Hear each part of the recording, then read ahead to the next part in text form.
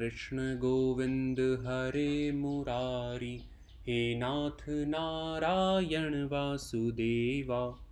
श्रीमद् भगवत गीता जी के 9वें अध्याय का महात्म्य। महादेव जी कहते हैं, हे पार्वती, अब मैं आदरपूर्वक 9वें अध्याय के महात्म्य का वर्णन करूंगा। तुम स्थिर होकर सुनो। नर्मदा के तट पर महिष्मती नाम की एक नगरी है।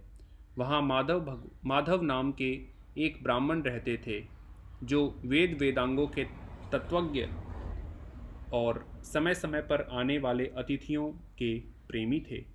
उन्होंने विद्या के द्वारा बहुत धन कमाकर एक महान यज्ञ का अनुष्ठान आरंभ किया। उस यज्ञ में बलि देने के लिए एक बकरा मंगाया गया। जब उसके शरीर की पूजा हो गई, तब सबको आश्चर्य में डालते हुए उस बकरे ने हंसकर उच्च स्वर से कहा, ब्राह्मण, इन बहुत से यज्ञों द्वारा क्या लाभ है? इनका फल तो नष्ट हो जाने वाला है तथा ये जन्म, जरा और मृत्यु के भी कारण हैं। यह सब करने पर भी मेरी जो वर्तमान दशा है, इसे देख लो। बकरे के इस अत्यंत कौतूहलजनक वचन को सुनकर यज्ञ मंडप में रहने वाले सभी लोग बहुत ही विस्मित हुए। तब वे यजमान ब्राह्मण हाथ जोड़कर अपलक नेत्रों से देखते हुए बकरे को प्रणाम करके श्रद्धा और आदर के साथ पूछने लगे। ब्राह्मण बोले, आप किस जाति के थे? आपका स्वभाव और आचरण कैसा था तथा किस कर्म से आपको बकरे की योनि प्राप्त हुई, यह सब मुझे बताइए। बकरा बोला, ब्राह्मण, मैं पूर्व जन्म में ब्राह्मणों के अत्यंत निर्मल कुल में उत्पन्न हुआ था। समस्त यज्ञों का अनुष्ठान करने वाला और वेद विद्या में प्रवीण था। एक दिन मेरी स्त्री ने भगवती दुर्गा जी की भक्ति से विनम्र होकर अपने बालक के रोग की शांति के लिए बलि देने के निमित्त मुझसे एक बकरा मांगा। तत्पश्चात जब चंडिका के मंदिर में वह बकरा मारे जाने लगा, तब उस समय उसकी माता ने मुझे शाप दिया, ओ ब्राह्मणों में नीच पापी, तू मेरे बच्चे का वध करना चाहता है, इसलिए तू भी बकरे की योनि में जन्म लेना। हे द्विज श्रेष्ठ, तब कालवश मृत्यु को प्राप्त होकर मैं बकरा हुआ। यद्यपि मैं पशु योनि में पड़ा हूँ, तो भी मुझे अपने पूर्व जन्मों का स्मरण बना हुआ है। ब्राह्मण, यदि आपको सुनने की उत्कंठा हो तो मैं एक और भी आश्चर्य की बात बताता हूँ। कुरुक्षेत्र नाम का एक नगर है, जो मोक्ष प्रदान करने वाला है। वहाँ चंद्र शर्मा नामक एक सूर्यवंशी राजा राज्य करते थे। एक समय जबकि सूर्य ग्रहण लगा था, राजा ने बड़ी श्रद्धा के साथ काल पुरुष का दान करने की तैयारी की। उन्होंने वेद वेदांगों के परगामी एक विद्वान ब्राह्मण को बुलवाया और पुरोहित के साथ वे तीर्थ के पावन जल से स्नान करने को चले। तीर्थ के पास पहुंचकर राजा ने स्नान किया और 2 वस्त्र धारण किए। फिर पवित्र एवं प्रसन्न चित्त होकर उन्होंने श्वेत चंदन लगाया और बगल में खड़े हुए पुरोहित का हाथ पकड़कर तत्कालोचित मनुष्यों से घिरे हुए अपने स्थान पर लौट आए। आने पर राजा ने यथोचित विधि से भक्तिपूर्वक ब्राह्मण को काल पुरुष का दान किया।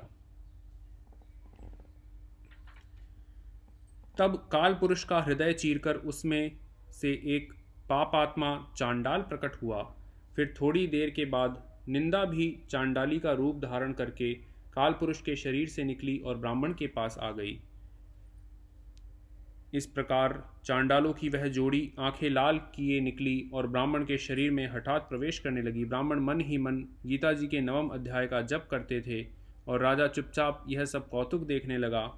ब्राह्मण के अंतःकरण में भगवान गोविंद जी अर्थात कृष्ण भगवान शयन करते थे। वे उन्हीं का ध्यान करने लगे। ब्राह्मण ने जब गीता जी के 9वें अध्याय का जप करते हुए अपने आश्रयभूत भगवान गोविंद का ध्यान किया, उस समय गीता जी के अक्षरों से प्रकट हुए विष्णु दूतों द्वारा पीड़ित होकर वे दोनों चांडाल भागने लगे। उनका उद्योग निष्फल हो गया। इस प्रकार इस घटना को प्रत्यक्ष देखकर राजा के नेत्र आश्चर्य से चकित हो उठे। उन्होंने ब्राह्मण से पूछा, विप्रवर, इस महाभयंकर आपत्ति को आपने कैसे पार किया है? आप किस मंत्र का जाप तथा किस देवता का स्मरण कर रहे थे? वह पुरुष तथा वह स्त्री कौन थे? वे दोनों कैसे उपस्थित हुए? फिर वे शांत कैसे हो गए? यह सब मुझे बतलाइए। ब्राह्मण देव ने कहा, हे राजन, चांडाल का रूप धारण करके भयंकर पाप ही प्रकट हुआ था तथा वह स्त्री निंदा की साक्षात मूर्ति थी। मैं इन दोनों को ऐसा ही समझता हूँ। उस समय मैं गीता जी के 9वें अध्याय के मंत्रों की माला जपता था। उसी का महात्म्य है कि सारा संकट दूर हो गया। महीपते, मैं नित्य ही गीता जी के 9वें अध्याय का जप करता हूँ। उसी के प्रभाव से प्रतिग्रह जनित आपत्तियों के पार हो सका हूँ।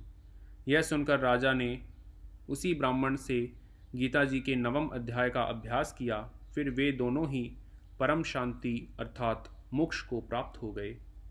यह कथा सुनकर ब्राह्मण ने बकरे को बंधन से मुक्त कर दिया और गीता जी के 9वें अध्याय के अभ्यास से परम गति को प्राप्त किया।